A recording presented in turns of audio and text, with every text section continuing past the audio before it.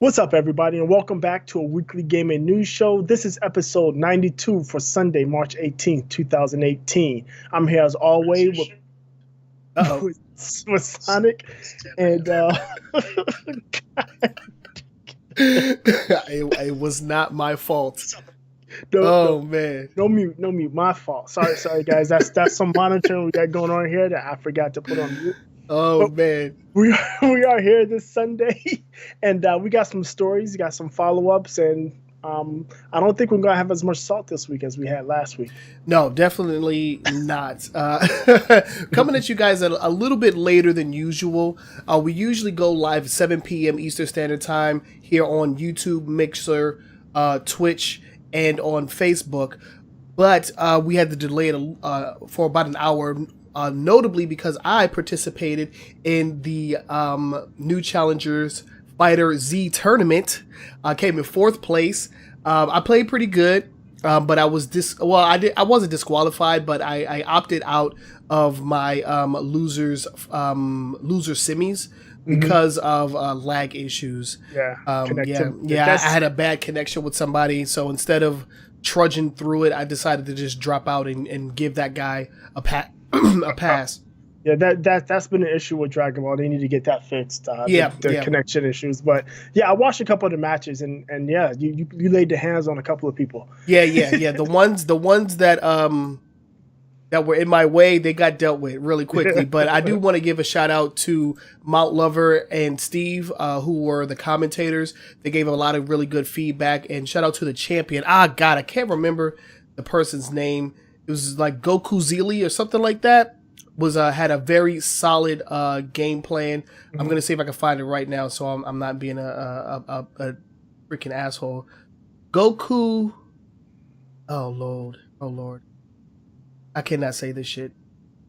Goku Azimi, something like that. Shout out to Goku Azimi, who is the reigning champion and got the 1st place victory. 2nd place went to Axe and his freaking come from behind Goku. Ruby Rose, thank you for the bits over on Twitch. Appreciate that. And yeah, it was a good time. It was a good time. I had a lot of fun. Maury Jin was in the house as well. He was rooting your boy on. So yeah, with that said, let's go ahead and get into the first segment, which is our weekly icebreaker. If you guys do not know what that is, you're unfamiliar with the show, you never heard of it, the weekly icebreaker is just a segment where we like to ask a question between the two of us and get a sense of where we are on certain gaming related topics. Sometimes we like to go off the cuff, but this week we're going to keep it. We're going pretty much off the cuff this week because it's not necessarily gaming related, but news did break. I think this actually came out last week or like right after the podcast. Yeah. So it's been ongoing. They have filed for Chapter 7. Chapter 7 is one where they want to reorganize. They did that last year, like before Christmas, and they apparently had a horrible, terrible, not so good Christmas. And just this past week, they filed for Chapter 12. I may be flip-flopping them. I know the first bankruptcy they filed for was protection. Basically, they get to hold off on paying their bills until they can reorganize. The second version of the bankruptcy is to go out of business and liquidate all assets.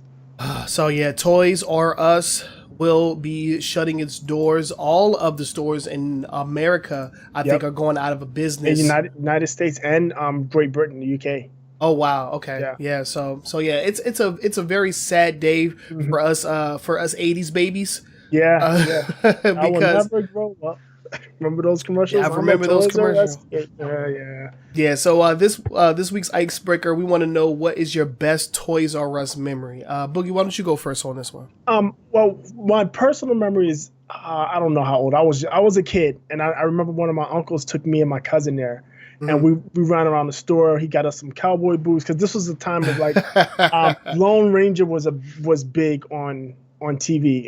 At least me and my cousin were big into Lone Ranger, so we both got like cowboy boots and the cowboy get up with the six shooters and stuff. That was a great time. And then my actual favorite memory is more recent. Is when I first took my daughter to to like she'd been into a Toys R Us, but we went to this real, and I forget, it's like a real big fancy one around here in DC somewhere. And I took her in there and had all the big setup, and just her look and how excited she was to be in there was pretty amazing. That was a good feeling for me. I liked that. I enjoyed that particular moment. Yeah, I remember growing up, and it's actually pretty funny because my original childhood toy store was KB Toys. Yeah, KB. And that's been gone for quite some time. A lot of those turned into like Toys R Us Express. Yep, Toys R Us bought them.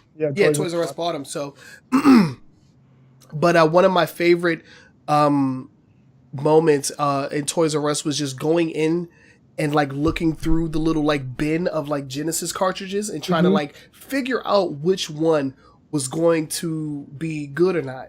You know, because they're like back in the day, like you had to be like caked out to have like a magazine subscription. There was no internet, and like there was very limited like commercials on TV, especially if you didn't have cable. You weren't really seeing all of the video game commercials. So I remember one day I'm trudging through the bin and I found this game, right?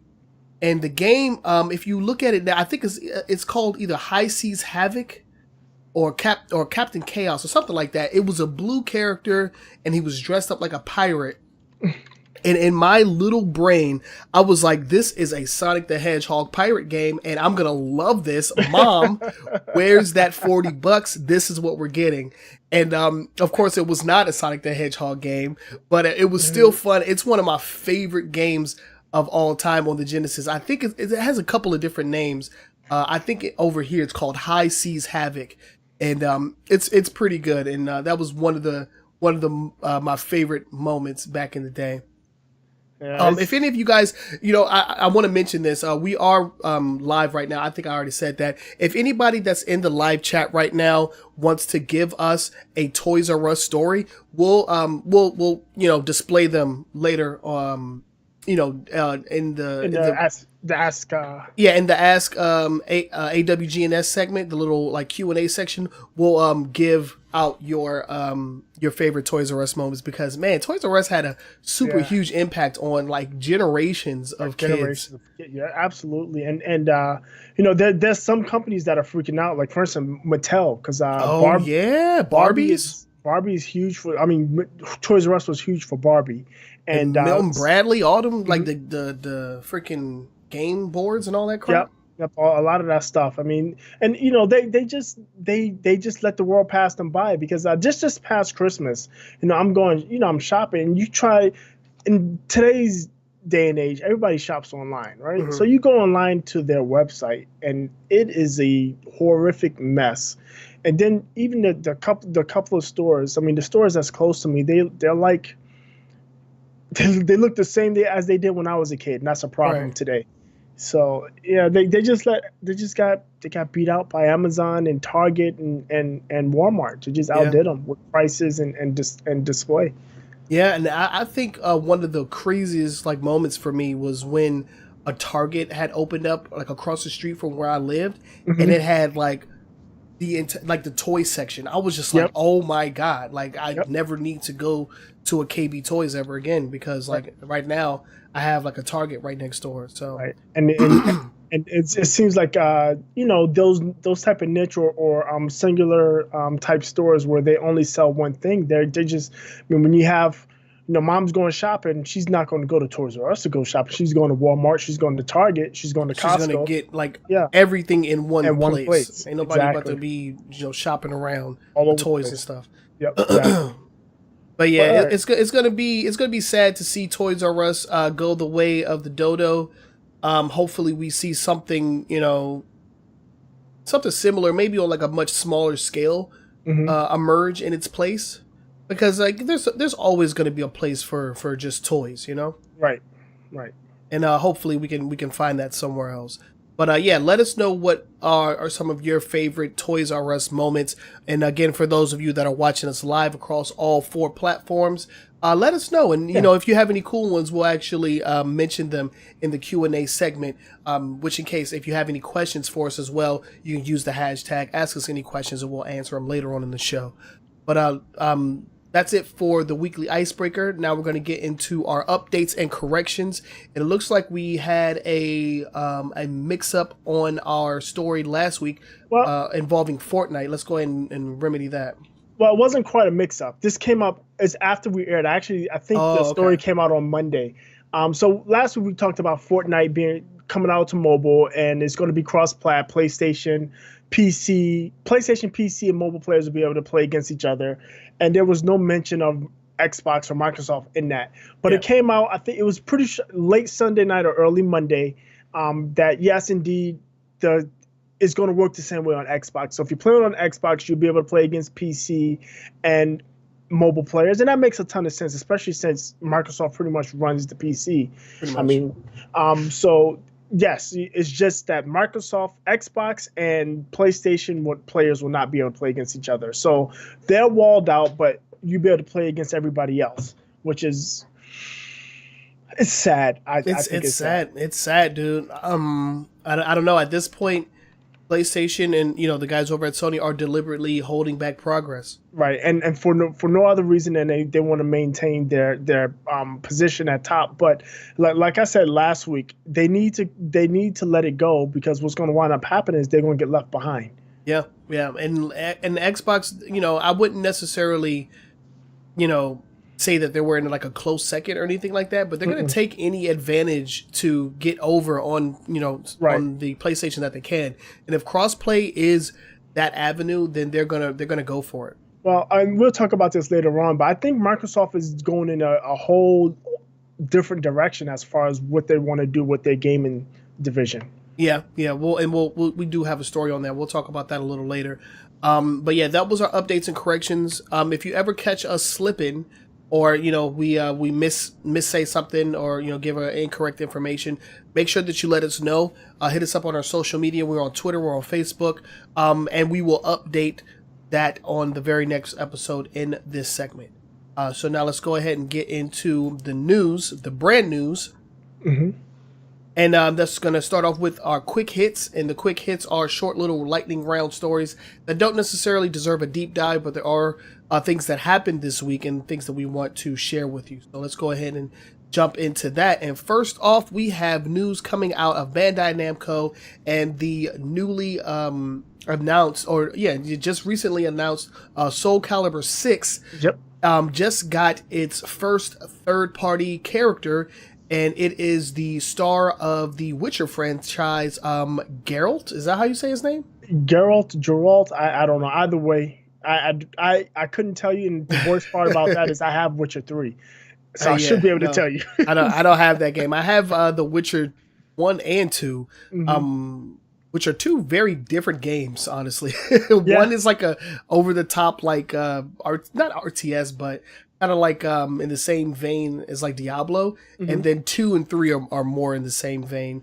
But I haven't played 3, and I haven't even finished 2, so I wouldn't necessarily call myself a fan of this series. But Geralt is a pretty dope character, and I feel like he definitely fits inside of the Soul Calibur universe. Yes, I would agree with that.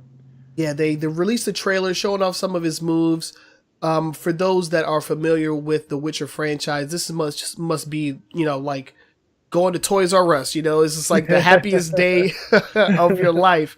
Right. Showing off a lot of his skills involving his sword play and magic. It looks good.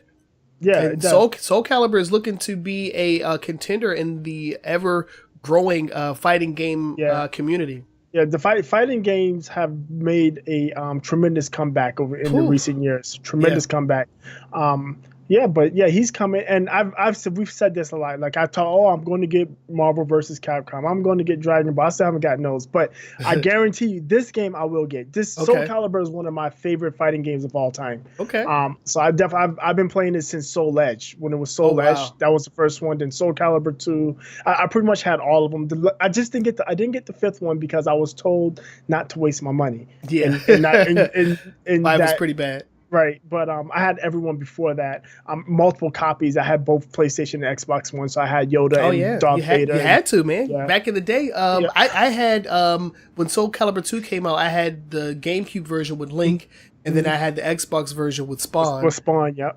Yeah, and then when 3 came out, oh no, that was 3. So no, it was, who was in 3?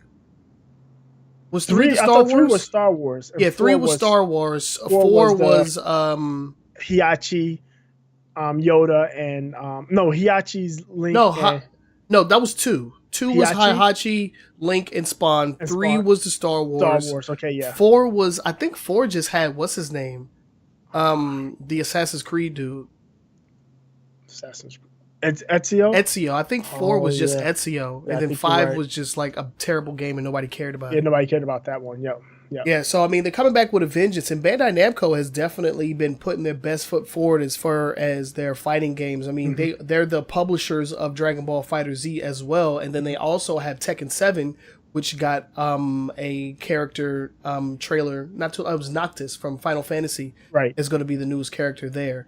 So yeah, man, Bandai Namco coming strong with the fighters. And just real quick before we move on, he is also getting his level. Is his home of Kair Morn, so that's going to be also included. So he's coming with his own level. So that's par for the course. Yeah. Definitely wanted to mention that. Definitely. Next up on the quick hits, we got news out of Nintendo. Boogie, since it's your favorite company, why don't you go ahead and take it? Well, Switch. The Nintendo just released that 5.0 Switch update. I mean, it doesn't do much. It's no huge. I mean, you would think a 1 point. I mean, not a point update, but a main update is huge. But it doesn't do much of anything.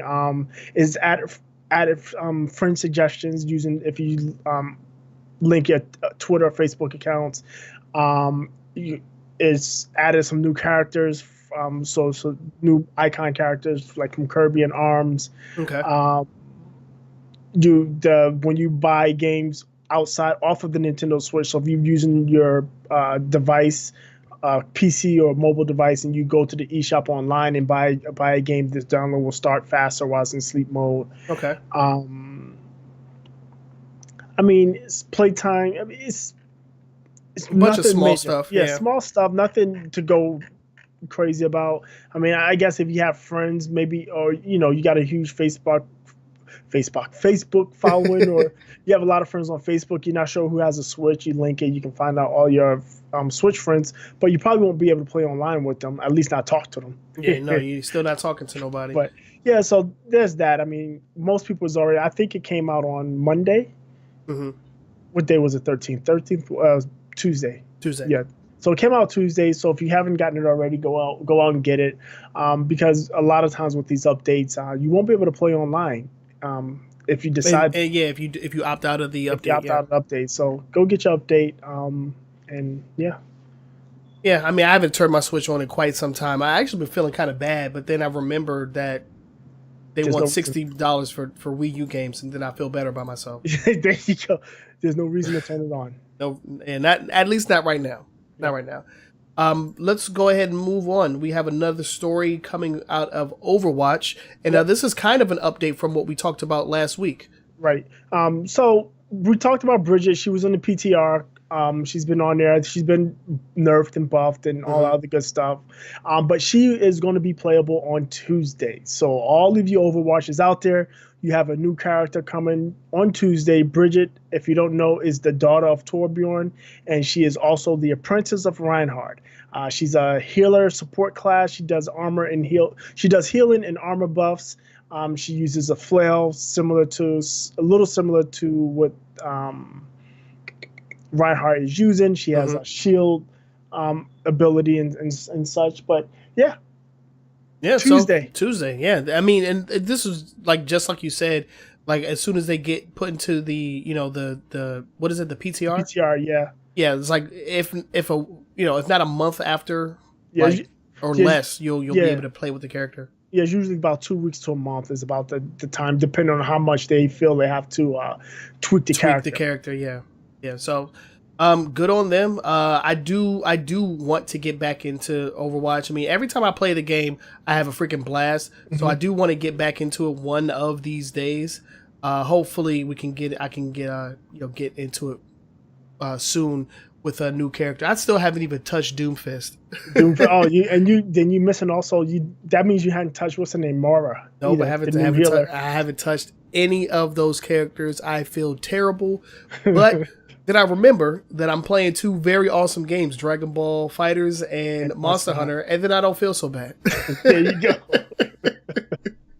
So let's go ahead and move on to the next story, and this is actually a pretty big one. This could have easily have been in our top 5 news stories, but since it was such a limited release, it was just a teaser trailer for the upcoming Tomb Raider game, Shadow of the Tomb Raider. Shadow of the Tomb Raider. They just released a brand new teaser, and it's looking pretty good. What do you think? Yeah.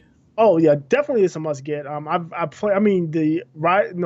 Raider. What was the first one? It's Tomb Raider. Rise of the Tomb Raider. It was just Tomb Raider and then Rise of the Tomb Raider. The Tomb Raider game I beat like 4 different times.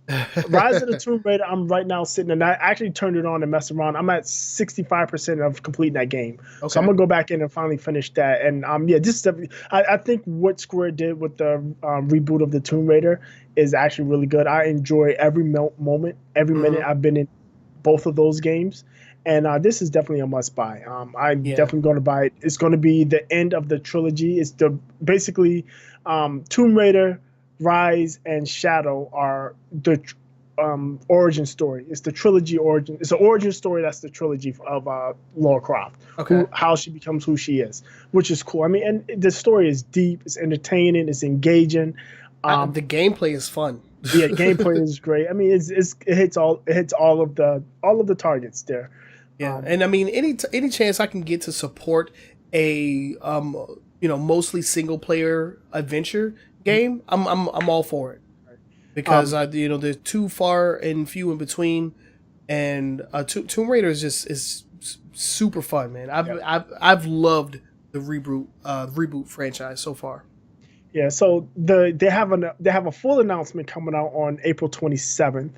Just a little bit over a month from now, and then the game is scheduled to release on September 14th, which that kind of surprised me. Everybody knew they were working on it, but we hadn't heard much of it. But they came out with a set in stone release date this year, which is kind of cool. You don't have to wait. That's cutting down on that release cycle. Indeed. So you don't have all of the leaks. You don't have all of the. Well, I mean, it kind of was leaked early. Remember, we talked about it a while back. Right? But they kept it sealed. They never acknowledged it. Yeah, they never acknowledged it until they were ready to. Yep. So, I appreciate Square Enix for that. I mean, this is going to be a must buy for me. So, till September, I'm just going to be clamoring and waiting. Yep. And on a side note, I did go see the movie Tomb Raider. I was going to ask about that, and it's okay. I mean, there's some issues I have with it, considering the lore, but it is a good action movie. I will say that. Does it play more on the recent games, or does it take its own approach? Nope. It's directly is actually part of the storyline from the original Tomb Raider. What's the Hemato? Remember that? Yeah. Mm-hmm. They're doing that story specifically. Okay. So. Yeah, I mean, I was on the fence about it. If there's anything that you can say about Tomb Raider, is that Angelina Jolie kind of played the character pretty well. Yeah, this girl, no matter what you think about the movies, like Angelina Jolie makes a pretty good Tomb Raider, and that's the one thing that I was worried about. Was like, will this girl, this new actress, be able to play that role? Right. And in your opinion, I think she did a really good job. She did a really good job playing Tomb Raider. What's her name? Alicia Vikander. Okay. I liked her Tomb Raider. She did a good job playing it. It was good. It was really good. I might check it out once it comes out on DVD or Blu-ray or whatever. I might check it out then. Yeah, so I have the movie pass, so I go see all the movies. Oh damn! All right, all the movie movies. pass. Yeah, big ball. $10 a month, man. That's not bad. Yeah, it's $10 a month. You can watch one movie every day. So I have one for me, and I have one from Amma, my daughter, and we go. That is not bad. We go watch all the movies. The only restrictions for it are you can't watch 3D or THX, any special version of the movie. It has to be just a normal cinema release. Okay. But other than that, release day. You can watch a movie more than once. You just can't watch more than one movie in a day. Okay, that's pretty tight. X Breakers, is that Beaks? What are you talking about? Beaks123. Thank you for the follow on Twitch. Okay. Sorry about that. But yeah, let's go ahead and move on. We have one more quick hit for you guys, and this is coming out of South by Southwest 2018, which we do have a story about, so we're going to be talking a little bit more about that later. But as far as the quick hits are concerned, there was some news to come out involving a particular little blue hedgehog.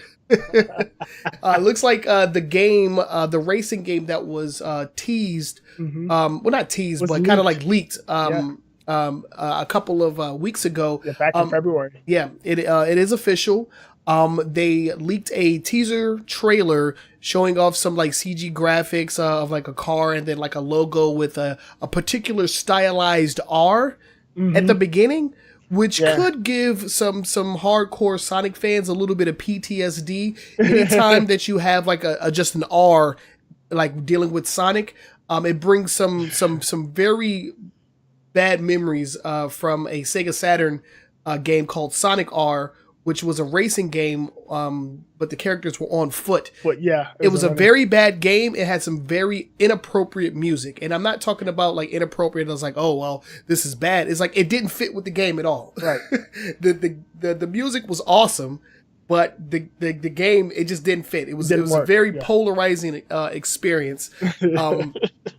But yeah, they came out with that. In addition to that, they also announced that Sonic Mania will be getting not only a upgrade or an update, introducing 2 new characters and more gameplay modes, but there is also going to be a Sonic Mania animated series, so to speak. It's going to be a very limited series, like a couple of shorts from the same guy that did like the intro and like all of the like cutscenes in the game.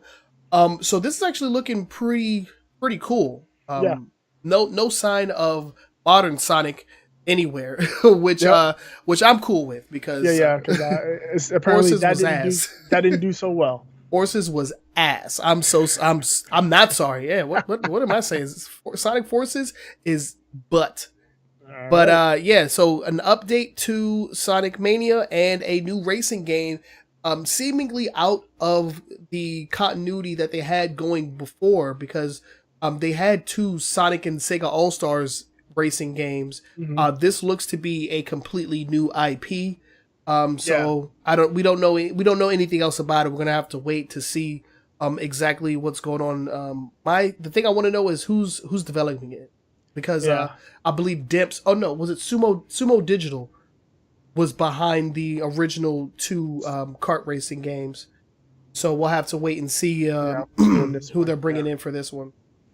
Okay. But a lot of news out of Sega, and I'm actually pretty okay with it. But that was our quick hits. If you have any stories that you would like to submit to us, do so via our social media. They'll most likely make it into the quick hits. But you got to be fast, man, because Boogie, he is up on his gaming news.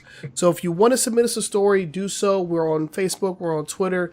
Hit us up. Let us know what you think. And also, if you have any opinions or any, anything on these stories that we've been talking about so far, make sure to let us know down in the comments section as well.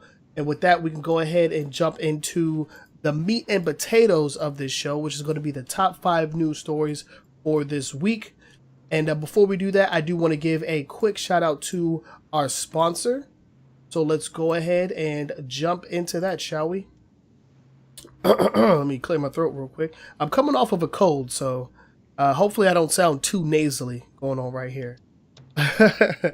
But yeah, if you want to get good at your favorite fighting game, go on over to newchallenger.gg, join the Discord, and sign up for weekly tournaments, coaching sessions, fight nights, you name it. Covering every game that is currently relevant right now. Street Fighter V, Dragon Ball FighterZ, Injustice 2, Tekken 7. I'm not going to say the other one because it's not even at EVO, so why would they even care anymore? No, I'm just kidding. They do have a small Marvel vs. Capcom Infinite base over there. So if you're still playing that game and you want to get good at it, get good at that, that is also available for you. But yeah, newchallenger.gg. Shout out to Mount Lover, who is the homie, a friend of the podcast, and also shout out to Mr. Vinegar, who is not only the founder of the Discord server, but Mr. Vinegar is the founder of the Discord server, and Mount Lover, he's a moderator and a coach and a commentator for the tournament. So big ups to those guys. Thank you all for sponsoring the podcast. We appreciate you. And on a personal note, thanks to those guys over there for making me feel welcome, because like I said, I did participate in the Fighter Z tournament, and they made me feel right at home. Like even after I had been out of that scene for quite some time. So big ups to those guys. I definitely appreciate it. So let's go ahead and jump into the top 5 news stories. Boogie, what do we got up first? The first story we got is out of Twitch, and they have decided to jump on board with the free games, bandwagon, I guess, or whatever you want to call it. So basically, and this started actually last week, Twitch, if you are a Twitch Prime subscriber, you will now get free PC games every month. Starting with this month, this March, Twitch is giving away not Tales from Borderlands. I'm sorry, Super Hot, Shadow Tactics, Tales from Candlekeep, Oxenfree, and Mr. Shifty. And this works more closely with Xbox Live Games with Gold than Sony's PlayStation, because once you get the game, you have the game. You don't have to maintain your membership to keep the game. So if your membership lapses, you still get to keep the game. And the Twitch Prime membership, if you don't know, is part of the whole Amazon Prime system. So if you are not an Amazon Prime member, you can sign up. Amazon Prime is $99 per year or $12.99 per month. And it's not just game. I mean, if you're unfamiliar with Amazon Prime, Twitch Prime was a feature that was added on, but Amazon Prime has a whole list of features, including a streaming service, free shipping from pretty much everything you buy off of Amazon, and a bunch more. Yeah. They also released what they're giving away next month, and next month they're giving away Tales from the Borderlands, SteamWorld Dig 2, Kingsway, Tokyo 42, and Dub Wars. So in the next 2 months, if you're a Twitch Prime subscriber, you are getting 10 free PC games, and that's a lot of free games. And from my understanding, Twitch Prime was also gives you a free subscription per month, so you can subscribe to your favorite streamer. Subscribe here. Yeah, you got Twitch Prime. Subscribe, my boys. Yep. And then you also get in-game content. They were giving out, like for instance, last summer they gave out loot boxes for Overwatch. They've given out loot boxes, Paladins, all types of Paladins, stuff. And so they give out loot boxes, in-game content, currency, and stuff as well. So I mean, Twitch Prime, and also with Twitch Prime, you get to watch Twitch commercial ad-free. Yep. So if you're no ads. Yeah, if you're an Amazon Prime member already, all you have to do is link your Twitch account, and you are in there. Yep. And you get take advantage of a lot of those features. I was waiting for you to mention the free subscription per month, because I usually just go around looking at people's emotes, and if I like their emotes, I'll just sub to them for a month and just spam their emotes all over the place. That's awesome. Yeah, man. There's some really funny ones out there. But yeah, a lot of news coming out of Twitch. We actually have one more story involving Twitch, so let's go ahead and jump into that too.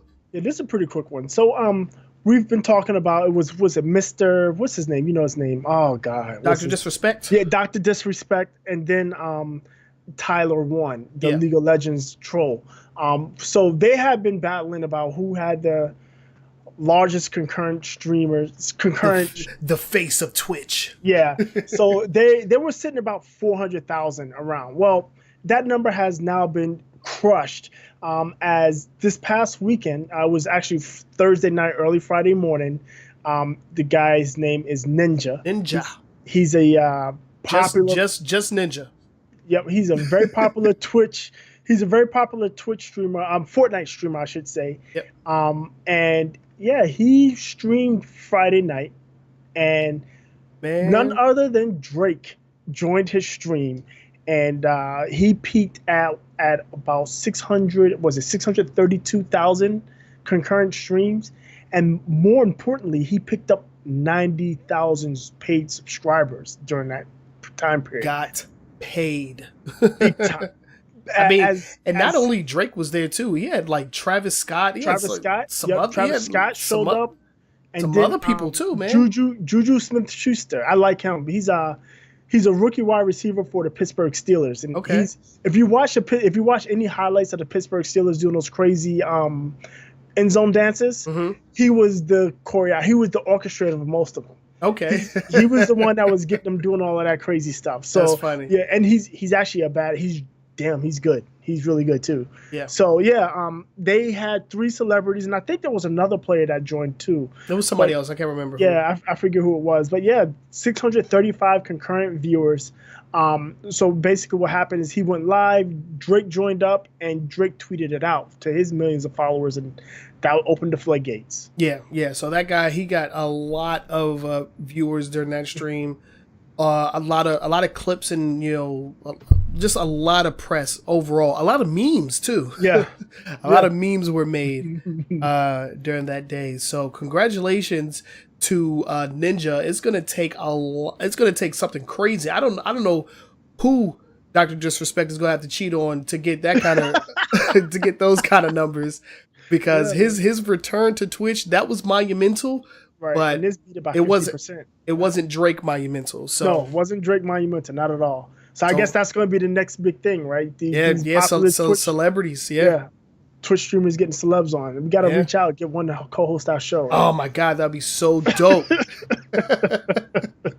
Or we could just ask Mount Lover. He'll do it for free. Oh God. But yeah, so that's all the news coming out of Twitch. Let's go ahead and move on. Our next story involves the modding community. And every time we have to bring this stuff up, it ends up being bad news. And this story is no different.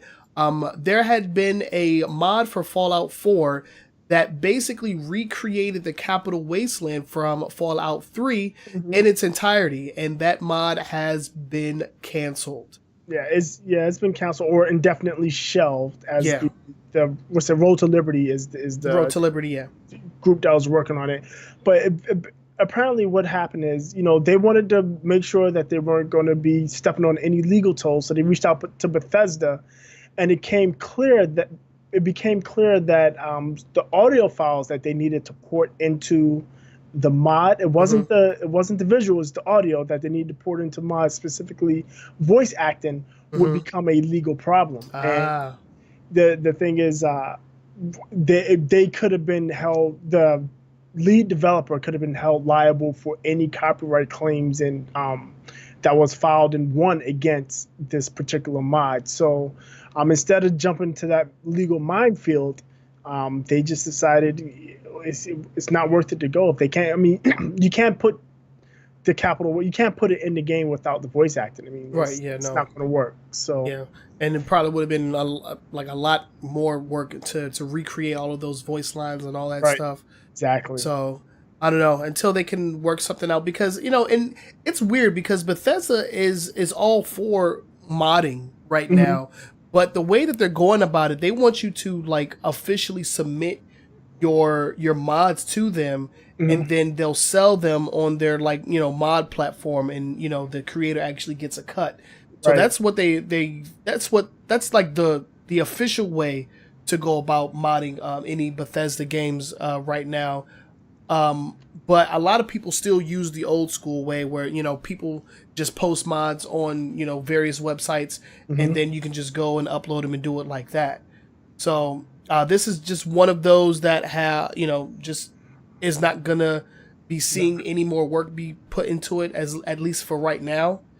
It'll be very interesting to see if they come up with some kind of solution. Right, and the thing is, from my understanding, I've read a little more into this. The issue is not Bethesda. It's apparently they don't hold the rights to the voice acting. Is somebody else is holding the rights to the voice acting, copyright holders, and they're the ones that's not on board.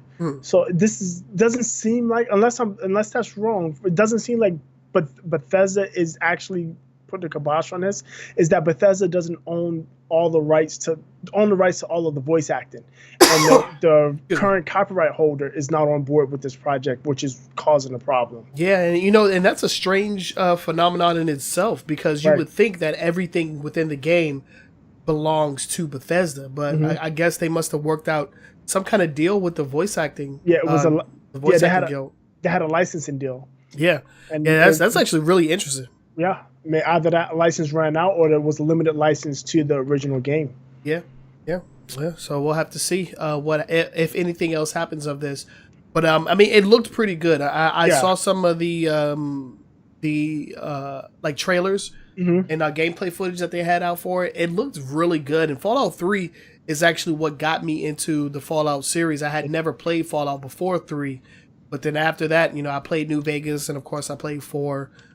Fallout is definitely one of those series that I'll be picking up, whenever it drops. Yeah, whenever it drops, I'm going to pick it up. Yeah, I played Fallout 3. I played a lot of Fallout 3. I didn't get to 4. I had planned to, and I just never picked it up. Don't do it. It's so long. I haven't beaten it. Yeah, I still haven't beaten it. Yeah, but I enjoyed Fallout 3, and this is cool. But like I said, the legal pitfalls in doing stuff like this, always causes problems. Yeah, but I mean, good. Shout outs to them for actually doing the due diligence, trying to go about it the right way. It just didn't work out in their favor, which is unfortunate. Right. Yeah. But yeah, so that's going to be the end of that. Let's go ahead and move on to our next story. And we're dealing with more Overwatch news. Yeah, so Overwatch League is a serious league. And yes, it is. What's happened recently is there's an Overwatch Pro that just got released, cut, fired, whatever. Well, this is a pro team, so he got released. Okay. He basically what happened, his name is XQC, and his real name is a weird name. It's Felix Lingle. I'm going to call it Lingle. So if I'm wrong, somebody correct me. But Felix Lingle, he goes by XQC. Okay. And he was cut for using homophobic and racist slurs. Let me step back. He had been previously suspended twice for using homophobic and racist slurs in Twitch chat during the Overwatch League event. Yeah. And this most recent issue that's got him released was considered or seen as a racist attack on one of the commentators. There's a commentator, he's a black guy by the name of Malik Forte, and every time Malik Forte was on screen, XQC spammed the tryhard emote. Now, if you're on Twitch, you all know what the tryhard emote is and what it represents in Twitch chat. And what people see, and that's what. And that's the messed up part, because that's not actually what it represents. But it's what they tried into, what they've made it into. Yeah, right. What people have made it into. That's a better wording. So he was spamming that. They felt it was insensitive and unbecoming of an Overwatch League pro, and he is no longer a pro. Now he is free to sign with another team, but he's went on stream himself saying that he's probably been blacklisted, and I wouldn't be surprised. And unfortunately, Overwatch doesn't have a union. This is the type of stuff the union wouldn't go for, blacklisting a player, although they haven't helped Colin Kaepernick out yet. But that's neither here. I mean, the NFL union, players union, I should say, hasn't done anything for Colin Kaepernick. But yeah, so he has lost his job, and so he did a video. Like, I guess it was supposedly his apology video, but his reason, he's like, well, Twitch is a toxic community. I grew up in it, and this is what I do. This is all I know, blah, blah, blah. I didn't mean anything by it. But hell out of here. That's the problem, right? That's the problem. Because people do it doesn't make it right. Because you've been doing it for so long doesn't mean what you were doing was right. Right. And you can't tell me that, oh, well, that's just how people do stuff on Twitch. Well, people have been doing shit wrong. Yeah. Although, like, when you were explaining it to me, I just like visualized it. It is pretty funny. I mean, it's messed up, but it's funny when you see stuff like that. Like the Twitch chat is a freaking like living evolving like monster, dude, and like you'll never like completely understand it. But it is. I mean, and this it's not like this is his first offense or anything like that. No, it's not. He had been previously suspended, twice suspended. So yeah. So I mean, I feel like third strike and you're out. You know, it's only fair. Right. You know, but the thing with the Overwatch League being such a self-contained thing, if he wanted to side with another team, the league would have to sign off on that. Yeah, have to approve and I don't think that they're going to approve him playing for anybody. They just don't want him as a part of their league. Right. They don't want that. They don't want that stain. And they do that. They do that in pro sports leagues. I mean, if you're bad enough, you will get kicked out of the league. You will get cut, and you have a hard time finding a job. Just ask Colin Kaepernick. Yeah, crazy. But yeah, man, that just goes to show you that, you know, being a freaking a Twitch monster in somebody's chat is not going to benefit you. No. In life, especially if you are an online personality, if you're an online entity. Right. Like you know, watch what you say online, man. People are listening. People are watching. And like I said, and I'll say it again, because it's okay in Twitch, or because you're able to do it in Twitch, doesn't make it okay. Yeah. Yeah, that doesn't mean that it's right. Right. So he'll have fun being a Twitch, or not a Twitch, but like an Overwatch freaking, like, what do you even call it?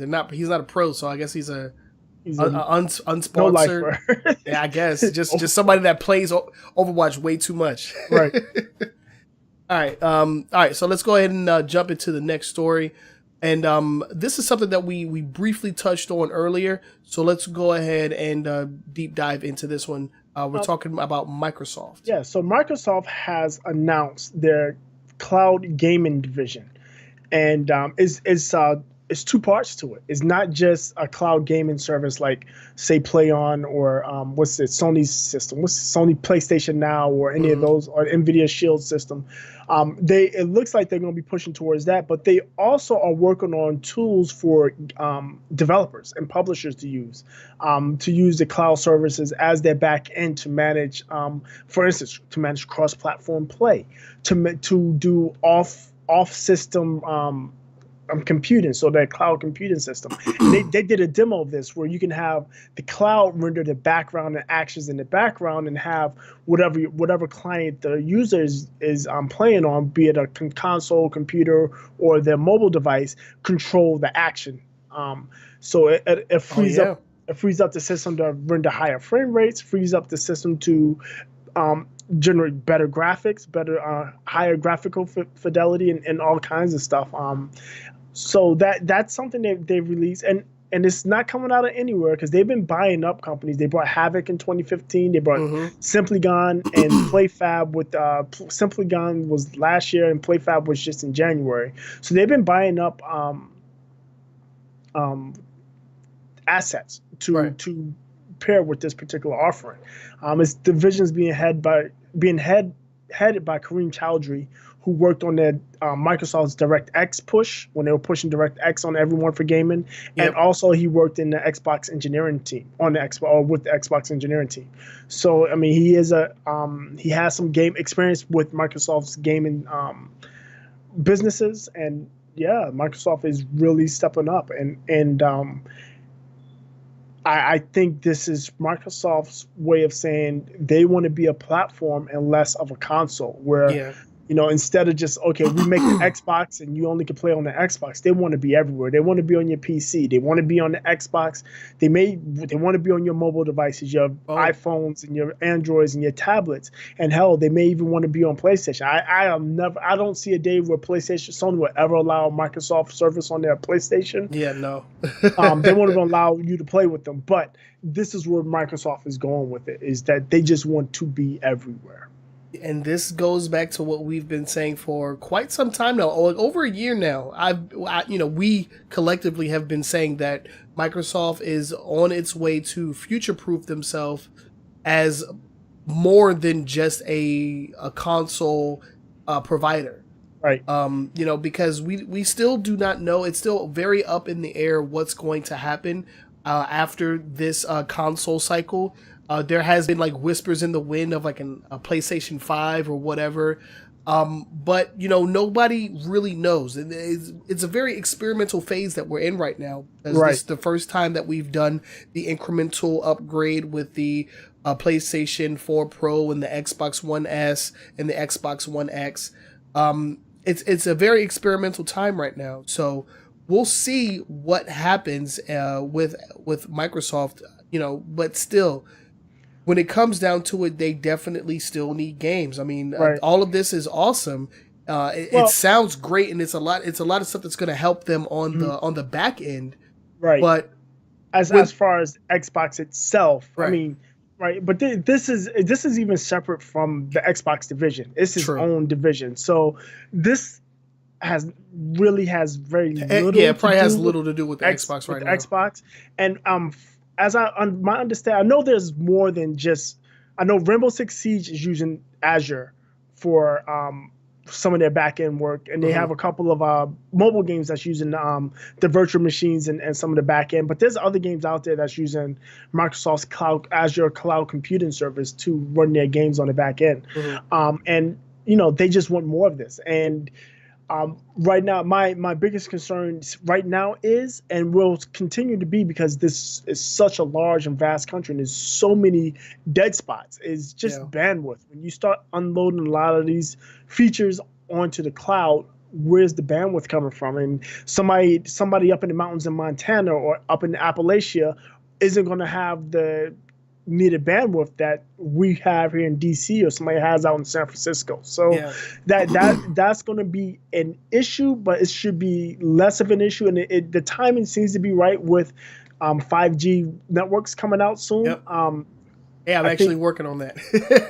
See, I know Verizon has some test cities up. AT&T's announced that they're going to have some test cities up. T-Mobile's announced test cities up. So, I mean, I'm guessing within the next 2 to 3 years, it's going to be live and ready for the consumer. I know there's one phone coming out that's going to be 5G compatible within the next year.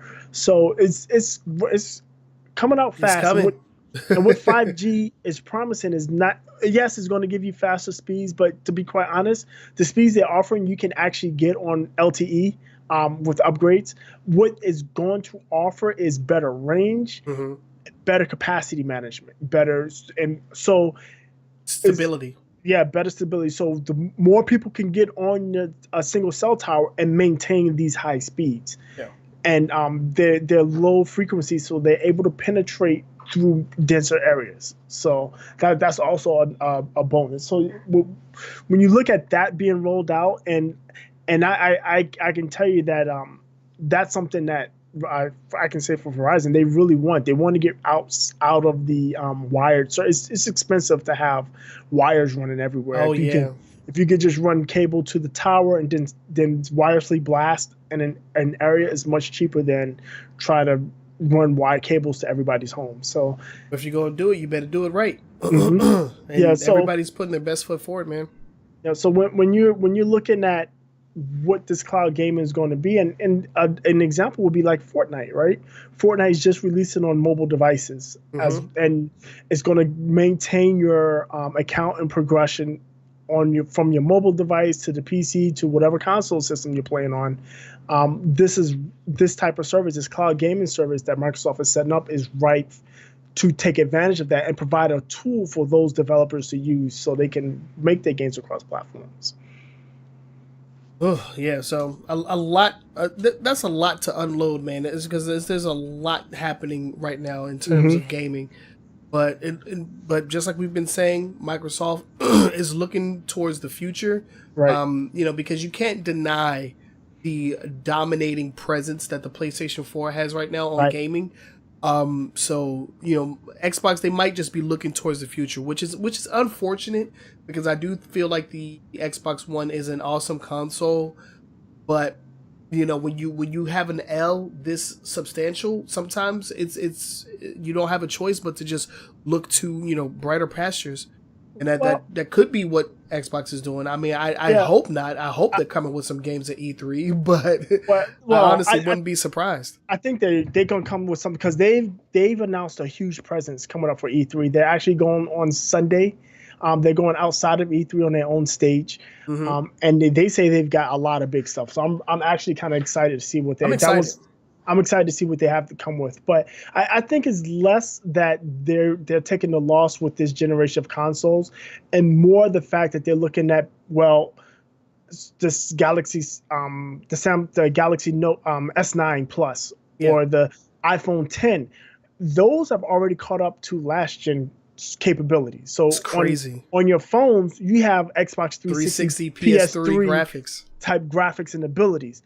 And crazy. The way the phones, the mobile devices are iterating, it's going to be within another couple of, I would say 2 to 3 years that they've caught up to this generation. Yeah. And at some point they may pass it. And this is what Microsoft is maybe looking at as opposed to we lost a PlayStation. No, they're looking at the mobile monster that's rolling downhill on them. Yeah. And when you look at your iPhones and you look at your Android devices, you can cast that to your TV.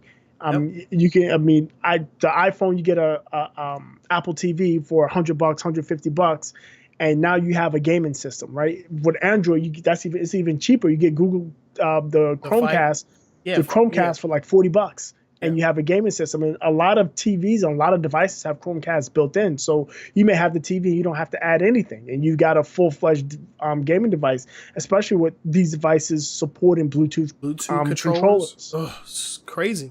Mm-hmm. So when you look at that and how that's coming down the road, I think that's more what Microsoft is looking at and less looking at what PlayStation is doing.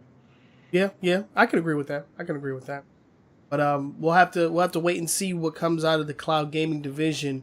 I think the first game on the Microsoft side to use Azure is going to be Crackdown 3. Is it?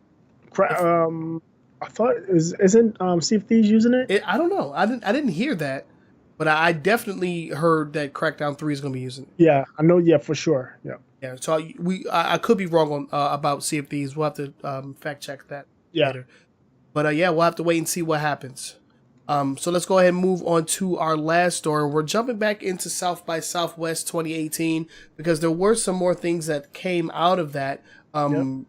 They had an award show. Yes, and it did not involve Sonic. So it did not involve Sonic. It didn't involve my boy, but let's go ahead and jump into that and let's see what happened. Well, they had because I didn't even catch this. Did you watch this? I watched parts of it. Okay. I pay attention to South by Southwest because it's a tech show, really. And there's a lot of cool tech they showed out there. They showed a lot of VR, a lot of VR outside of gaming. But they showed a lot of VR. But they did have and they do usually have an award show. So we're just gonna run down real quick. Nintendo won the Game of the Year with Legend of Zelda: Breath of the Wild. I'm not going to dispute or argue with that, like I argued or disputed or took who was it? What was the stupid? The fools that gave Mario Kart the racing game of the year. I don't remember the award show. I don't remember that show. That shit was ass. That was the first time I heard about that award show, and that's the last time I'm ever going to pay attention to it. I already forgot. Yeah. Excellence in sound effects goes to Super Mario Odyssey, which I'm not going to really dispute that. I guess. Nier Automata got the musical score. Of course. And technical achievement. Of course. Visual achievement went to Horizon Zero Dawn, and Horizon Zero Dawn got most promising new IP. Woohoo. Cuphead won a couple with excellence in animation and art. Yep. Can't deny that. Battlefield won an award, excellence in convergence. What is convergence? Star Wars Battlefront. Battlefront 2. What is excellence in convergence? I want an explanation as to what that category means and what other games were in there. Because I'm looking at the list that we have here, which we got from Destructoid, does not give all of the nominees. Yeah, I think if there's any award that Battlefront 2 should win is the award for fucking up everybody else's money because that's all that they really did. I mean, they just recently brought back microtransactions but none of them are progression based. Right. But they don't deserve any freaking awards for anything, honestly. Yeah. The way that they tried to freaking hand over fist their freaking player base was criminal. So criminal that there's laws being written right now. It's true. It's 100% true. So, yeah, and for whatever reason, the South by website, that's why I'm using the Destructoid. South by doesn't have any information. I mean, they have links to it, but they don't have any information to like nominees or anything. Yeah, so, they don't have it all listed there, at least not yet. But yeah, I want you got some splaining to do. Excellence and convergence. Like what the hell does that even mean? My guess is that when they mean convergence is bringing all of the Star Wars together from episode 1 through episode, what we at 8 now. Okay. So I think that's bringing all those characters together, maintaining them and making them relevant towards each other in the game. But you can't break canon though, because like that would be bad. Yeah, no, they haven't broken canon, but like for instance, that was a joke. But yeah, go ahead. Over my head, right? Sorry. But it's like being able to play Darth Maul versus Rilo Cannon and the multiplayer stuff like that. Yeah, no, that's pretty cool. That's what I can own. That's the only thing I can think of. They got that for. But yeah. Okay. VR game of the year goes to Resident Evil 7, which I will never play. Oh, I was like, what? I was like, I agree with that. I'll never play it either. But I watched that game in its completion. That game is good. That was a good one. Yeah. And then PUBG won a couple of awards: Excellence in Multiplayer and an Esports award, which is odd to me because I would think Overwatch. Or any of the FCG games would be. There's a PUBG Esports League? I'm sure there is somewhere. I didn't even know they had one of those. Okay. Cool. Exactly. Which and they also won Trending Game of the Year. I can see that. Wait, maybe did I say that wrong? Maybe it's not an Esports award. Excellence in Multiplayer. Uh-huh. Yes, Excellence in Multiplayer and Trending Game of the Year. No Esports. Okay, cool. I'm sorry. That's my mistake. Okay, yeah. So they were Trending Game of the Year. I can understand that. Yeah. Oh no. Yeah, and Esports Game of the Year. Oh no. Yeah. You're right. I see it right here. Yeah, I don't understand. Yeah, I don't get that one, but yeah, I did not know there was an esports league for PUBG. That's crazy. And then isn't this Mount Lover's game, Doki Doki Literature Club? Oh yeah, what did they win? A Cultural Innovation Award. Oh hell yeah, yeah! That innovated some culture right up your ass. That game was crazy. Yeah, like people are still trying to unravel that game, and supposedly Doki Doki Literature Club was all a front for another game by the same developers. Really? It's the rabbit hole goes deep with this one, my boy. Wow. Jump in at your own risk. Nintendo also won Mobile Game of the Year with Fire Emblem Heroes. I haven't touched that, no interest. And then Super Hot, which I want to talk about this because that game is fucking awesome. Super Hot VR won the Gamer's Voice Award for virtual reality games. So it's like a public vote, sentiment. And listen, if you played Super Hot and you like it, you got to play it in VR because it's like 100 times better. I downloaded it because it's a free game with gold this month, right? Yeah, yep. So I downloaded that. Free game for gold, and you get it for on Twitch Prime. Yep. So crazy. I downloaded that and I played it, and it's a good game. But when you play it in VR, it's a whole nother thing. Boy. I bet. Yeah, it's really good. I bet. If you guys want to see the full list of all the nominees, I think there was like one or two that we missed. Not the nominees, but the categories and the winners. Right. You can check that out. That'll be in our show notes on our Facebook page. So head over to facebook.com/AWGNS. You can get the full list of award categories and the winners on our Facebook page as well. But yeah, so I think that was it that came out of South by Southwest. Was there any significant tech news that came out of there? Not really. I mean, Not really. it's just a bunch of it's more of a conference. It seems like to be trending towards a trade show, but they're trying to keep it from going that way. But it's a lot of conferences and discussion panels, and future tech type stuff. They showed off some odd stuff. Like there's a company that's 3D printing concrete homes. Oh, I saw that. That. That's crazy. That is crazy. I mean, that type of stuff, but yeah, nothing that would be really relevant to what we want to talk about right now. So, all right, so we're gonna go ahead and close out on the top 5 news stories. If you have anything that you would like to, talk to with us about, like if you agree with us, you disagree with us, let us know down in the comment section. If you're in the live chat, let us know what you guys are thinking. We'll be more than happy to, address you guys that are live, here on the show. We definitely want to know what you guys are thinking. So get to us via our social media. And with that, we'll go ahead and move into our next segment. And I pretty much, I mentioned this just a little while ago, but we're going to go into our This Week in Loot Boxes segment, where we talk about the ever evolving loot box debacle. And this is pretty much where it all started. Yeah. We're coming back full circle with some news coming out of Star Wars Battlefront 2. Boogie, why don't you go ahead and start us off? Okay, so EA has, as promised, releasing their revamped Star Wars Battlefront 2 loot box system. Oh Lord. So they seemingly learned their lesson as far as pay for play. So they've taken all progression items out of the loot boxes. So there's no more progression items in the loot boxes. They're more generous with the loot boxes. So you get one for signing in, I think it's daily. Daily signing, yep. Daily logging in, you get a loot crate. And then you get loot crates from progression. The crates do not include star cards, which star cards are part of the progression. And they cannot be purchased for money. Now, EA's not leaving money on the table.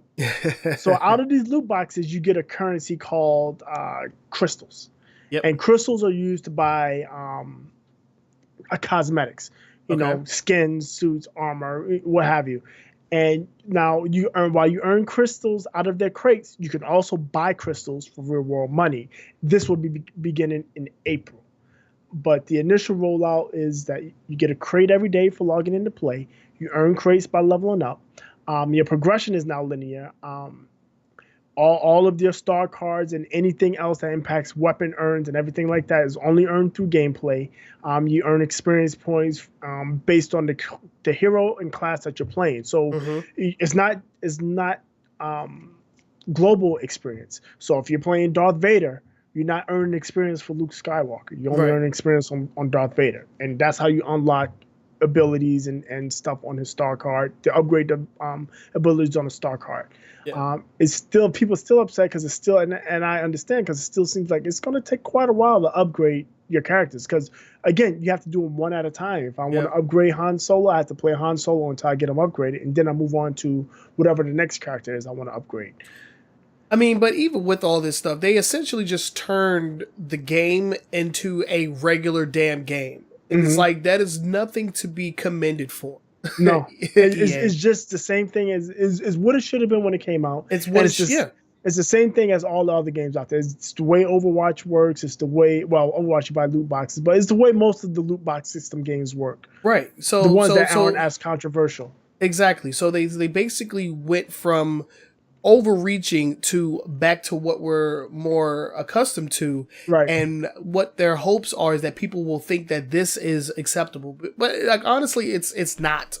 I agree. This is not like acceptable either. It's just the lesser of two evils. Exactly. You know.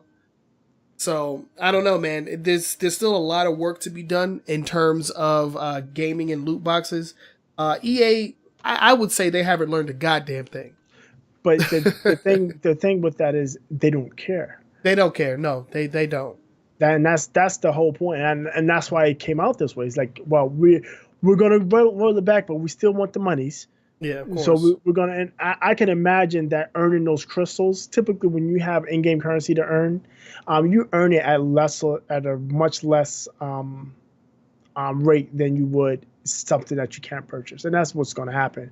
Where if you need 100 to buy an item, you might be earning 2 or 3 a week, Yeah. right? As opposed to the credits where you don't need any of them. You can't. That's not for real world money, but it doesn't do much. You earn thousands of those in a week.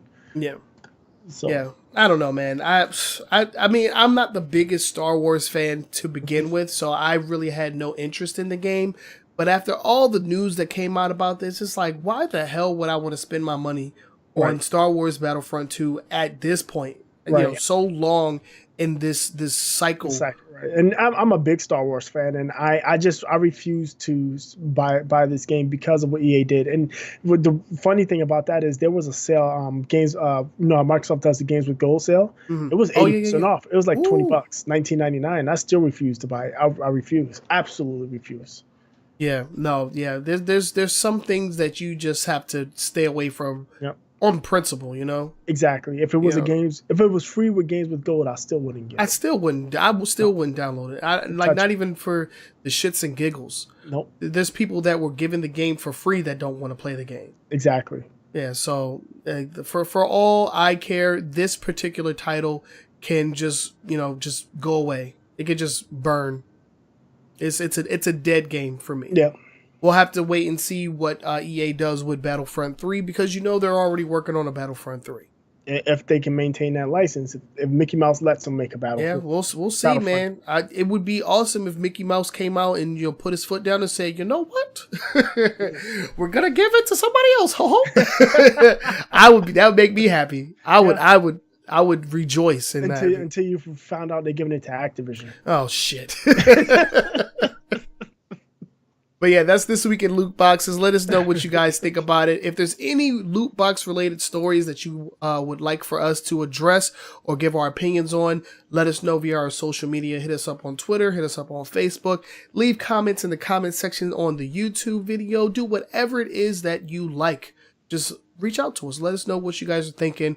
We would love to go back and forth and get this discussion going, because that's what this podcast is all about. We give the news, we give our opinion. So now step 3 is that you give your opinion. We want to hear what you guys have to say. We are not above arguing with you over the internet either. I will argue my points to the death. No, I'm just kidding. But yeah, no, we're more than happy to engage in discussion with you guys. So make sure that you reach out to us. We're all over the internet. But yeah, that's going to be that segment. So let's move on to the next one, which is our long form discussion. And this is where we take a singular topic and we just deep dive into it. This week, we're going to tackle the discussion, is cloud gaming the future? And we talked about this a little bit involving Microsoft and their opening of the cloud gaming division. So, is this the future? Let's find out. Let's go ahead and open this up for discussion. Boogie, what do you think? Yeah, I don't know. I think right now it's the fad. It's the fad. So everybody's in cloud, and cloud makes a lot of money. If you're unaware, AWS, Amazon Web Services, is the leader. I mean, Netflix uses AWS. Okay, that's their back end is Amazon.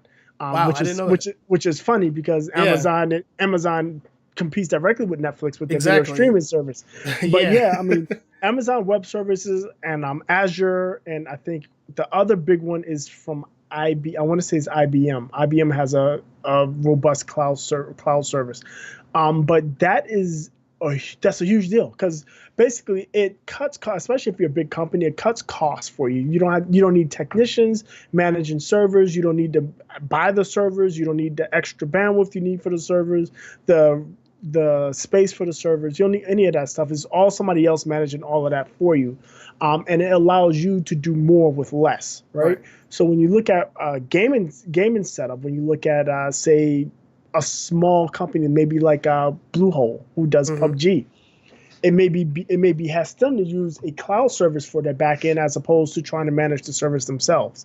When you look at somebody like Fortnite, Epic Games, it may behoove them to use a cloud service as opposed to using a major setting up their own service. So when it comes to games, I think the thing would be cloud gaming as a add-on or a companion to what you're already doing. I still don't believe that the bandwidth requirements to maintain great cloud gaming is available now. Right. And I think when it does become available, something else will come along. Yeah. No, and I agree with you for the most part. The thing about cloud gaming is that it requires a pretty solid and stable connection, and we don't have that everywhere, at least not in the US. Right. And that everywhere. Nobody has it. I mean, maybe South Korea. Yeah, maybe. But yeah, for it to be the norm would take a complete overhaul of our internet structure here in the US, because the reason why we don't have, the best internet in the world, and trust me, the US does not have the best internet in the world. The reason we don't have it is because of, the way the laws are built around, internet service providers and competition. The competition the keeps lack thereof. or lack thereof. That's what I meant to say. There's like there's nobody really competing. There's like three guys provide the internet for an entire country. Yeah. So those are the reasons why we don't have the best internet in the world, and we're gonna need something a little bit more stable in order to have cloud gaming be the new norm. But like you said, I do think that it could be a pretty dope companion to what we're already doing. Right. I'm really looking forward to it, and I haven't really played. I haven't played at all the Rainbow Six Siege, so I don't really know how their servers and stuff work. I have no idea what what's going on with that. So I know Microsoft gave that demo. I'm sure most people watching this have seen it, but there's a demo out there. If you haven't, just look up Microsoft Cloud Gaming Demo. Basically what it is a demo where the client is running the game and running the control, whatever character you're controlling, but the cloud gaming is controlling the environment destructibility. Yeah. So, and is maintaining high frame counts with the cloud, with cloud computing doing that portion.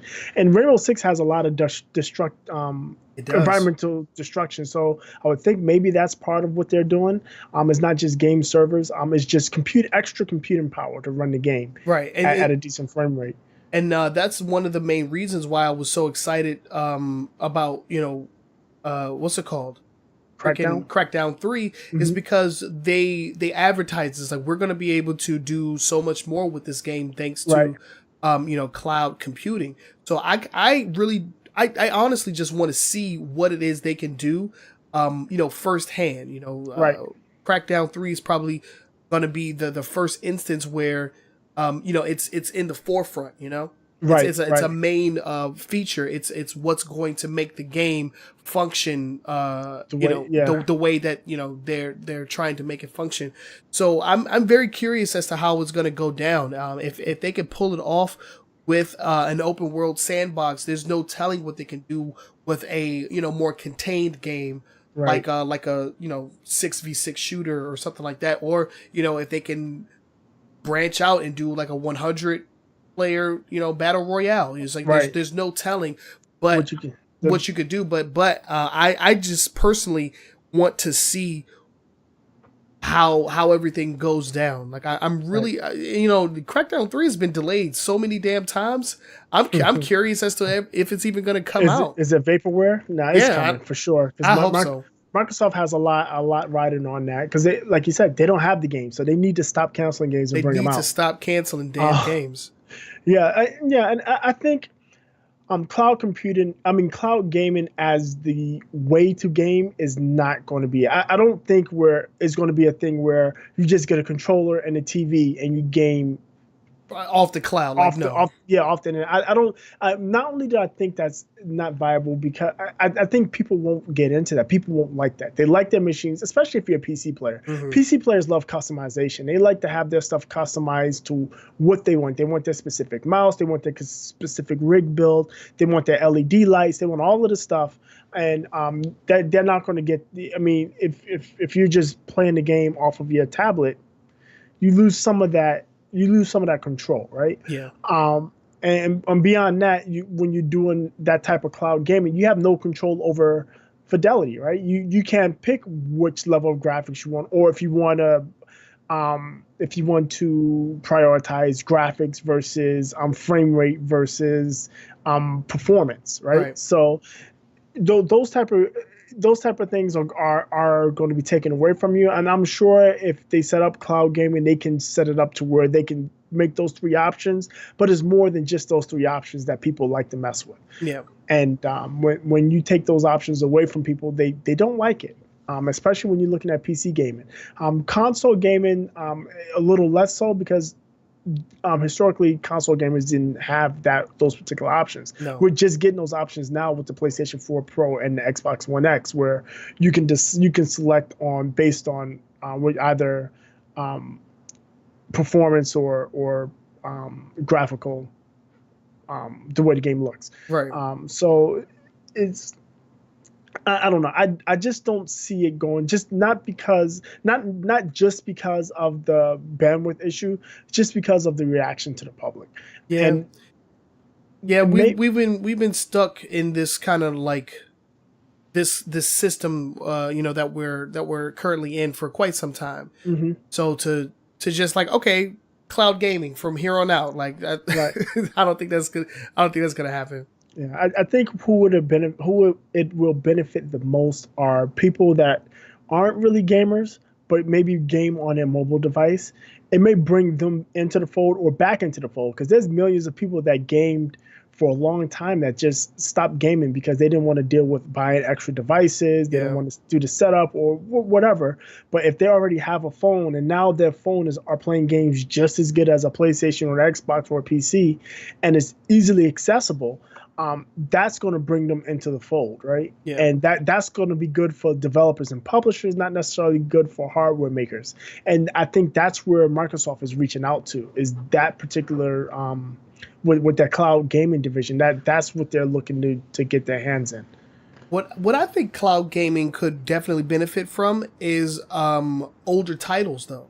Like maybe like, previous generation or even the generation before that, like some like old offline PS2 and original Xbox games, bring those to like a cloud gaming environment and just allow people to enjoy those older games, right, without having to deal with, oh well, PlayStation 4 isn't backwards compatible, or Xbox the Xbox One is backwards compatible with original Xbox games, but that's besides the point. What I'm saying is that would alleviate that pressure when coming out with a new console, because it's like ever since they first started it with I believe, what was the first backwards compatible consoles? Probably the PlayStation 2 with the PlayStation 1, right? Yeah, PlayStation 2 is backwards with PlayStation 1. Yeah, so ever since then, there's always been that pressure where, like, okay, well, we're coming out with the PlayStation 3 or we're coming out with the Xbox 360. Is it going to be compatible? And I remember up until, the end of the 360's, life cycle. I don't even know if they've actually, ended the 360's life. Oh, yeah. Okay. Yeah, they stopped making 360s years ago. Okay. Well, all the way up to the end of its life cycle, they were adding original Xbox games to the list of backwards compatible games. Yeah. So that would be one way to alleviate that. Is like, okay, you don't need to worry about whether or not this console cycle is going to be backwards compatible, because there's the cloud gaming market of Xbox or whatever where you can do that. That was Sony's plan with the PlayStation Now service, right? Yeah, that was their backwards compatibility play, and I'm sure it's going well. They have enough subscribers to keep it going, but it's definitely not popular. And part of the reason is price. Yeah, The price is up $25 a month, right? Yeah, fuck that. No, not on top of PlayStation Pro. Yeah, Live. No, Plus. PlayStation Plus. Plus, whatever. Yeah. Whatever the hell it's called. Yeah, I think if they can reasonably price it, they could definitely benefit from it. But I mean, on top of that as well, like you got to open up the floodgates, man. You got to put like you got to go like hard on that. All in. Yeah, all in, man. Yeah, I think your idea of a cloud-based service for classic titles is a good idea. The problem is publishers are we going to get the publishers on board? And that's part of the reason why PlayStation Now is so expensive. You can't just lay it out on PlayStation, but the publishers are charging a hefty fee to put their games on that service, right? Yeah. So I mean, it's all about money. Everybody wants the money. That's what happens in a free market, right? It all boils down to how much profit they can make. So yeah, I like that, but I don't think we'll ever see anything like that. If we do see something like that, Activision is going to have their own, and there's going to be EA service, and there's going to be a Ubisoft service, and everybody under the sun is going to have their own service that has their own games. And until somebody could bring it all together. I mean, that's how it's been for everything else out there, and that's actually the way the streaming services are going now, where they're pulling their stuff off of Netflix and out of Hulu and out of Amazon, and they wanted, like, CBS has their own streaming service now with one show. Showtime has its own streaming service. HBO has their own streaming service. So I mean, and that's where they're going. Apparently, NBC is looking into bringing out their own streaming service. Disney is bringing their own streaming service out. So, I mean, the problem with the cloud gaming service, if it's not one place for everything, it's not going to take. It's going to be multiple places for only a little bit of stuff, and it's not going to be reasonably priced because it's going to be such a small amount of content. Exactly. Yeah. But yeah, just blew up my idea, man. Yeah, but as far as, like I said, cloud gaming, I see it working very well when you start bringing in mobile devices into the fold. Mobile devices that, one, have battery life issues, and two, may not be able to run a game at its full capacity on its own. So if you can unload, like, the AI, the enemy AI, the NPC AI, and you can offload background activities off into the cloud and interact with that, where your device is only controlling the character and the character's actions, and they compute the interactions on the cloud, off device, or maybe the device computes interactions. That opens it up for a lot more devices to play a lot more games. Yeah, I agree with you on that one. I agree with you. Yeah, but so, as far as taking my console out of my house and just making me log into some service to play games, I don't see that within the next 5 to 10 years. No. Where even if we don't have, like, the traditional, like, Xbox console, like the set-top box, even if we don't have that, there's still the PC market. A lot of people. If Xbox and PlayStation died, a lot of people will still be like, all right, well, I got Steam, so I'm good. Yep, they play on PC, exactly. Yeah, that's exactly it. And like I said, I strongly believe that Microsoft is going towards that all-inclusive type cloud gaming. It's like, okay, so we know there's competition coming from mobile devices. Mobile devices are almost as good as our Xbox and almost as good as our Xbox One, and we'll catch up to the Xbox One X within a few years. So instead of just fighting that, let us open a division to take advantage of that. And that's where I see where they're going with that. And that's a smart move on their part. Future-proof. Yep, exactly. That's hedging their bets there. They got the console market, the Xbox division on one side, where they're pumping out the console and the games and such, and then they got the cloud gaming division, so they can work on the back end. And just in case people stop messing with Xboxes, they don't want consoles anymore. They just want to use their phone to play games. Gotcha. They're there. Yeah, exactly. Here's a war on your phone. Exactly. Yeah, but that's just two guys' opinion. We want to know what you guys think. Let us know down in the comments section of wherever it is that you are consuming this media. If you're watching this live, let us know down in the live chat what you guys think about cloud-based gaming. Is it the future? Is going to need a little bit more time to cook in the oven? Let us know what you think. We're very eager to hear your guys' thoughts on that. But with that said, let's go ahead and move into the next segment. This is going to be our final thoughts. This is where we retrace our steps and revisit some of the stories that we talked about today, and just kind of give our little, our final 2 cents on each topic. So I'll go ahead and go first. As far as Soul Calibur, I'm excited to see who else they add to it. Bandai Namco has been doing a very good job as far as third-party characters have been concerned. You know, and this is just going back into the past, but like even more recently with Tekken 7, they have had some monumental guest characters. And I'm yeah, go ahead. So all they gotta do is make sure Keelik is in Soul Calibur, and I'm good. Oh yeah, Keelik's in there, man. Yeah, Keelik. What I haven't seen yet is Maxi. That's my dude. Oh, Maxi's a beast too. Yeah, Maxi. Yeah. I love Maxi. Anyway, I'm curious to see who else they invite. Will we get some console specific characters, or will it'll be an all inclusive? Everybody gets everybody. I'm curious to see how that goes down. The Switch update, nothing. I mean, I don't think I've turned on my Switch in like the last couple of updates. So I played it yesterday and I wasn't sitting on the toilet. Just saying. Bridget coming out on the 20th. That actually seems like it's going to be pretty fun. I do want to get back into Overwatch. She seems like a pretty fun character, kind of like a hybrid between 2 characters that I actually play as. So yeah, that'll actually be pretty cool. I can't wait to get into that. What else? Shadow of the Tomb Raider. Can't wait for that. Of course, big fan of the series since the reboot. So you know that's going to be a must buy for me. The Sonic Racer teased at South by Southwest. I'm really excited about it. Hopefully, even if it isn't in the same like continuity, like it's not a third iteration, I hope it plays similarly to it.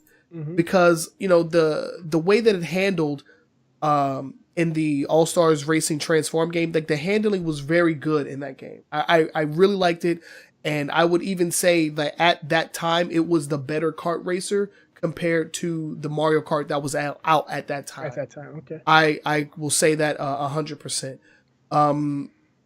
What else? Twitch Prime.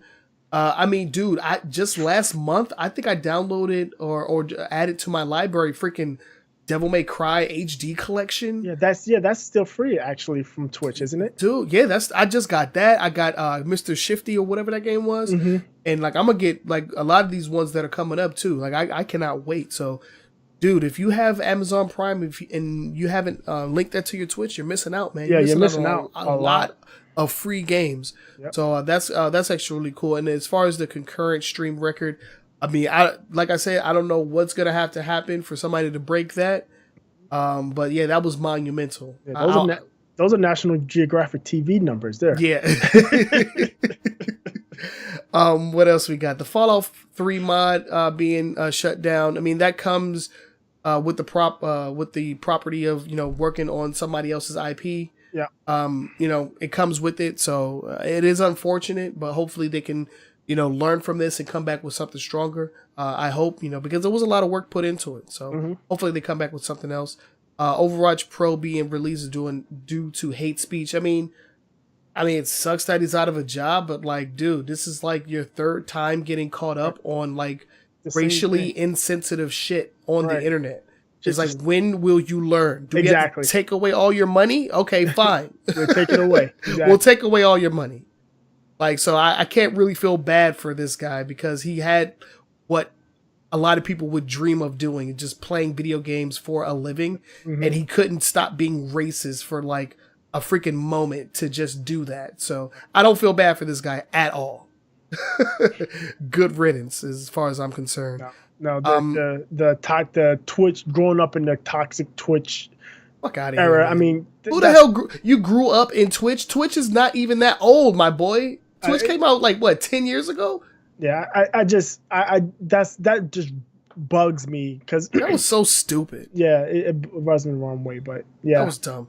Anyway, yeah, I wasn't mad when we first talked about it, but like processing that shit makes me angry.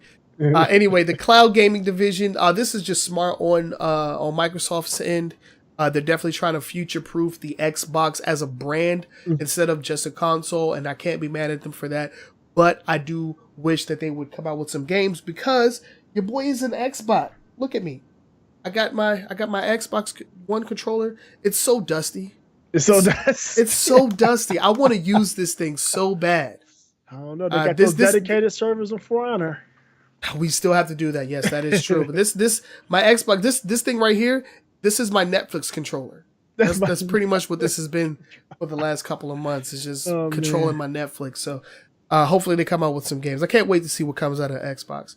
And South by Southwest, the gaming awards.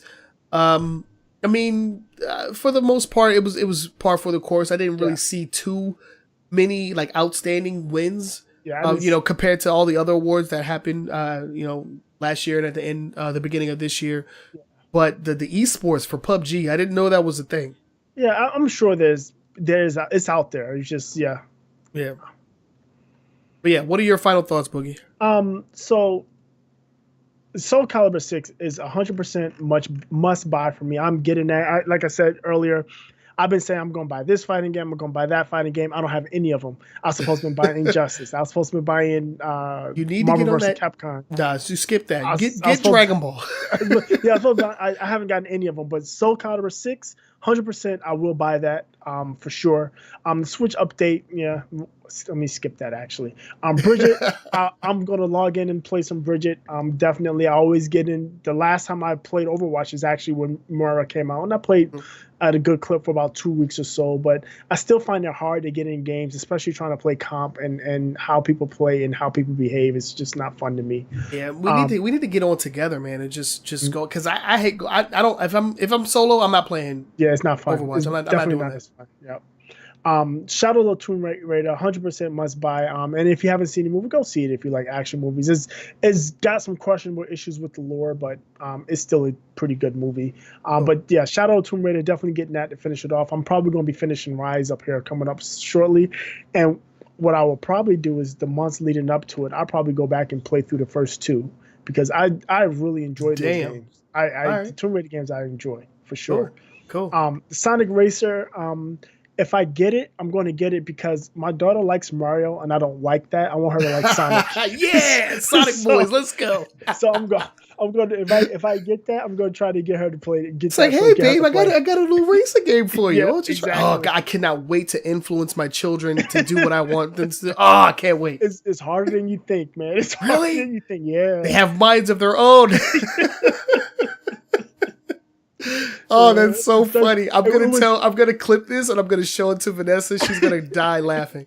That is so funny. It was easier a couple of years ago, and now I molded her and I got her to like some things, and now she doesn't like them anymore, and I can't get her to like it anymore. I'm like, God, all that work for nothing. All that work to keep you away from Mario. All you want to play is Mario. Damn, that is funny. Yeah, the Twitch Prime. I mean, if you're an Amazon Prime member, just take advantage of everything they offer. They offer a lot. And if you're not, I mean, and you're regular Twitch, you regularly watch Twitch, it's worth getting Amazon Prime.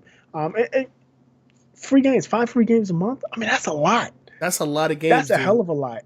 And you get the free sub. You can support your favorite streamer. Support your favorite streamer. You get free games, and free loot. In-game item. Yeah, free loot. And you get a ton of stuff. That's a lot of stuff. You get Amazon streaming. They do have some good shows, including and two-day shipping, dude. Including the Far Cry 5 show. Did you watch that? I have not watched it yet. And it's okay. Okay. I was like, Production-wise, it's really produced well. It's directed well. And it actually, when I watched it, it made me want to play the game. And it did its job, right? Okay. See, I'm already in as far as the game is concerned. I don't want to watch this and be turned off. That's my thing. Yeah, I don't think it will. Okay. And it's a prequel. It's like a prologue. So right. It kind of is leading to events into the game. So it's kind of cool. It wasn't as bad as I was expecting. I watched the Division one. That shit was horrible. But this actually is decent. I will call it sci-fi quality type show. Okay, I'm gonna check it out. The new concurrent stream record. Congratulations to you, Ninja. I still think Drake sucks. So does Travis Scott. They both suck. Ooh, And wow. there's no gangsters in Canada. Drake, come see me. Oh shit. I'm not gonna lie, I haven't listened to Drake in a long time, but I would not say those words to any rapper. I don't think I hate anybody that much. God damn. Some Cap- Lil Yachty, these motherfuckers. Capital Wasteland getting canceled. That's kind of sad. I'm disappointed, I should say. And Bethesda's off the hook because Bethesda's not the one that's blocking this. It's a licensing issue with the voice acting, and you can't bring that in without the voice acting. So it's sad, but they got to protect themselves legally because copyright strikes they're like $250,000 per download. So if you got 150 downloads of this and you lose a battle, that's 150 times $250,000, and the person that's on the hook is the head developer. So yeah, you got to protect yourself. This XQC kid, like you said, you get what you deserve. I mean, the excuse that Twitch is a toxic culture that I grew up in. Well, it's a toxic culture, and that stuff is not acceptable in real life. So my thing is this: if you don't go to McDonald's and yell it, you don't go to the park and yell it out. You don't go to the movies and yell that stuff out. Don't yell it out on Twitch. Yeah. Or anywhere especially if you are getting paid to be an online personality. Exactly. That's all I got to say about it. Yeah, Microsoft's cloud gaming division, like you said, is them future-proofing themselves, getting their hands in everywhere. And I think it's less about Xbox and more about Microsoft and their cloud offering and how good it is and what they want to do with it. And then the South by Southwest Awards. I mean, I don't see anything surprising. I'm not upset about or angry about Breath of the Wild winning, because from everything I've heard, it's a fabulous game, and when it goes on sale, I will buy it, which means I would never buy it. You're never gonna buy it. Put it on sale. Yeah, I mean, you don't have a Wii U. I'm pretty sure the Wii U version is cheaper. No, it's not. It's not? Still full price. Fuck out of here. Don't look at it. No. But yeah, so yeah, I don't think any of the winners are suspect. The only one I question is the PUBG esports win. There's other esports games that are doing much better. Rocket League, Rocket League, Overwatch, CS:GO, Dota 2, Rainbow Six Siege. What the fuck? There's a ton. PUBG. I didn't, like you said, I didn't really know that they had a esports. Yeah, I know it's a super competitive game, but it's not an esport. They don't have an esports league. Yeah. Oh, I take that back. The Wii U version is on sale for $8 off. $50.77. Fucking hell. Man. Freaking GameStop used game prices. Get that shit out of here, man. But what's funny is the digital code is still full price, which means Amazon has the game on sale, but Nintendo doesn't. I'm done, dude. I'm done. All right, so that go ahead. No, that's gonna be. Oh, and then I just want to say something about the Star Wars thing. Oh yeah, go ahead. Walt Disney, just take Star Wars away from EA. Don't give it to Activision. Don't give it to Ubisoft, because as much as we gush about Ubisoft and them taking chances, they still are pretty bad with their loot boxes. Yeah. I would take it and give it to a strong indie. Nintendo. It's like, nah. No, stop it. I said indie. A strong. Well, what did they say? The Nintendies? Nindies, yeah, Nintendies or whatever. They even have. Don't they have something coming up in the next couple of weeks about that? I don't fucking care. Yeah. I don't care about Nintendo. I don't care about Nintendo at all, yo. But yeah, that's all I have. I'm done here. All right, so that was our final thoughts. Like we've been saying, throughout the podcast, let us know what you guys think. We don't pride ourselves in being like the first to report or anything like that. It's just two dudes giving their opinion on what's going on in video games. And so we want to know your opinion as well. So hit us up. If you have Twitter, we are there. We are at AWGamingNS. If you're on Facebook, we are there as well. Go to facebook.com/AWGNS, or you can just search in the little search bar, a weekly gaming news show. You can find us there. Make sure that you follow us. We're over 100 strong over there. So shouts out to our Facebook loyals our loyal followers over on Facebook. Shout out to them. And we also have a YouTube channel, tinyurl.com/AW Gaming NS. You can go there, subscribe to the channel. And if you don't have an entire hour and a half to watch the podcast, you can get the weekly gaming news 10 in 10, which is 10 stories in less than 10 minutes. Boogie does a great job of giving you the cliff notes of some of the stories that we'll be talking about during the full podcast. If you want to watch those go live every Saturday at noon. Like I said at the beginning of the show, the podcast goes live every Sunday at 7 p.m. Eastern Standard Time, normally. If there's any deviations from that, it will be posted to our social media. And if you want to catch this, after the live show, you can watch it on YouTube and on Facebook at 12 noon is when we upload everything to YouTube and also to our podcasting websites. And so just in case you don't know where you can listen to us, Boogie, why don't you fill them in? Where can they listen to us? So we are in the general podcasting directory. So any podcatcher you're using, just search us, A Weekly Gaming News Show, or use our call letters, AWGNS. Find and subscribe. We are also directly in iTunes, directly in Google Play, and in TuneIn Radio, which allows you to play our podcast back on your smart speakers. So if you have a smart speaker, just use the wake up word and say AWGNS on TuneIn Radio, and it will play the most recent episode of us without you having to lift a finger. Yep, you don't even have to. Yeah, awesome sauce. Don't even have to lift a finger. Also, want to give another big shout out to the new Challenger Discord. Thank you guys for sponsoring this podcast. We really do appreciate it. If you want to get good at your favorite fighting game, go over to newchallenger.gg. Let them know that True Sonic sent you. Shout out to Mr. Vinegar and Mount Lover over there. And I think we can go ahead and end the show on that note. This has been a weekly gaming news show, episode 92. We are getting up there, my boy. We almost there. We almost there. We are almost there. We've been going strong, and it's all because of you guys. So, keep watching us, keep enjoying the show. And if you have any suggestions, please let us know. We are always up to suggestions. Anything that we can do to make this show better for you guys, we want to do that. And we have a few ideas that we want to implement. So look out for a couple changes coming really soon. But yeah, we are your hosts with the most. My name is Trenell, but you can call me True Sonic. I'm Todd, also known as Up Jump the Boogie. To the boogie, to the rhythm, the beat.